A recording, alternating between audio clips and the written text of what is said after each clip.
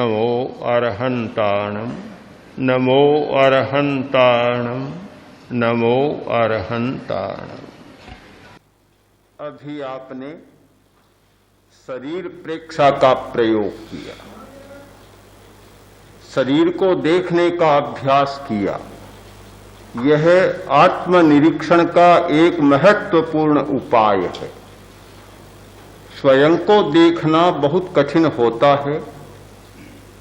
जब मनुष्य स्वयं को देखने लग जाता है तो बहुत सारी समस्याएं हल होती है।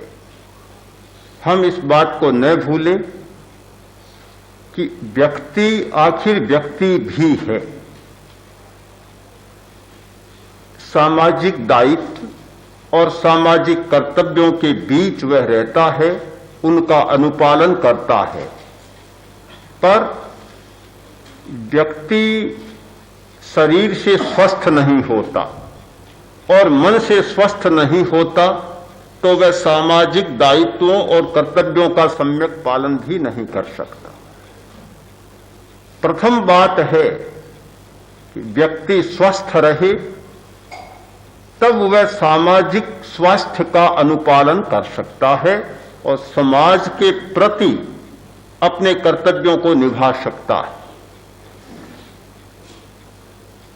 वैयक्तिक स्वास्थ्य के लिए आत्मनिरीक्षण एक अनिवार्य प्रक्रिया है। अपने आप को देखना, अपनी क्षमता को देखना, अपने विकास को देखना, अपनी कमियों और विशेषताओं को देखना, दोनों को देखना है। जो व्यक्ति केवल अपनी कमियों को देखता है वह हीनता की ग्रंथि से ग्रस्त हो जाता है। जो व्यक्ति केवल अपनी विशेषताओं को देखता है वह अहंकार की ग्रंथि से ग्रस्त हो जाता है और ये दोनों ग्रंथियां व्यक्तित्व के निर्माण में बाधक बनती है। व्यक्तित्व के निर्माण के लिए बहुत आवश्यक है यथार्थ का अंकन, यथार्थ बोध। यथार्थ बोध होना चाहिए। सही मूल्यांकन बहुत जरूरी है। आत्म मूल्यांकन सही नहीं होता, बहुत भ्रम पैदा हो जाता है। मादक वस्तुओं का सेवन इसीलिए वर्जित माना जाता है कि मादकता की अवस्था में हमारा यथार्थ बोध लुप्त हो जाता है। आज के युवक में मादक वस्तुओं का सेवन बहुत बढ़ रहा है। पश्चिमी देशों में बहुत बढ़ रहा है और जो पश्चिमी देशों में बढ़ता है वह पूर्वी देशों में भी बढ़ने लग जाता है। इतनी मादक वस्तुएं चल पड़ी हैं जिनकी संख्या करना भी कठिन हो गया है।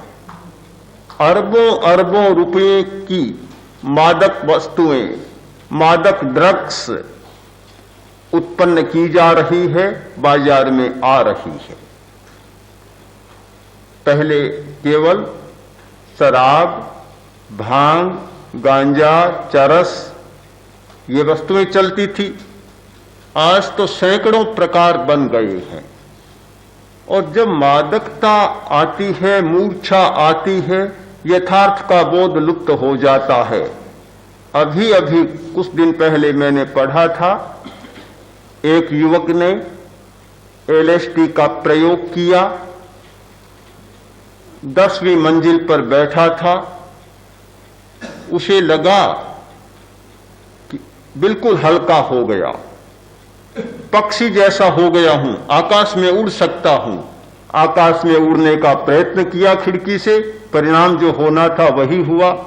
उड़ा तो नहीं, 10वीं मंजिल से नीचे आकर गिरा और मर गया। हमारा यथार्थ का बोध लुप्त होता है, यथार्थ की चेतना समाप्त हो जाती है। पता नहीं चलता, सही बात का पता नहीं चलता। हमारे आत्मनिरीक्षण का पहला सूत्र होगा यथार्थ बोध, यथार्थ का मूल्यांकन। मनोविज्ञान में कहा जाता है सेल्फ रेटिंग, आत्म मूल्यांकन। अपना मूल्यांकन सही होना चाहिए।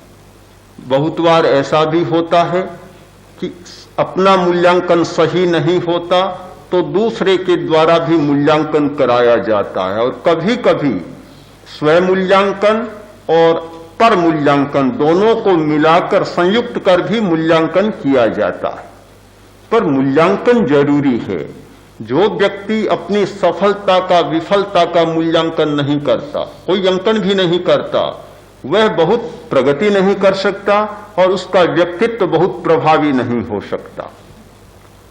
तो आत्मनिरीक्षण का पहला सूत्र यथार्थ बोध, यथार्थ मूल्यांकन। जब पता चल जाता है कि ये कमियां हैं और ये विशेषताएं हैं, तो फिर दूसरी बात प्राप्त होती है कि कमियों को मिटाने और विशेषताओं को बढ़ाने के लिए उपाय की खोज। अपाय और उपाय दोनों जुड़े हुए शब्द हैं कि ये अपाय हैं, ये हमारी प्रगति में बाधक तत्व हैं, ये बाधा उत्पन्न कर रहे हैं, ये दोष हैं। उन अपायों को मिटाने के लिए उपाय की खोज होती है। जो व्यक्ति उपाय को नहीं खोजता, वो जो जितना है उसमें संतोष मान लेता है, वह प्रगतिशील नहीं हो सकता और विकास नहीं कर सकता।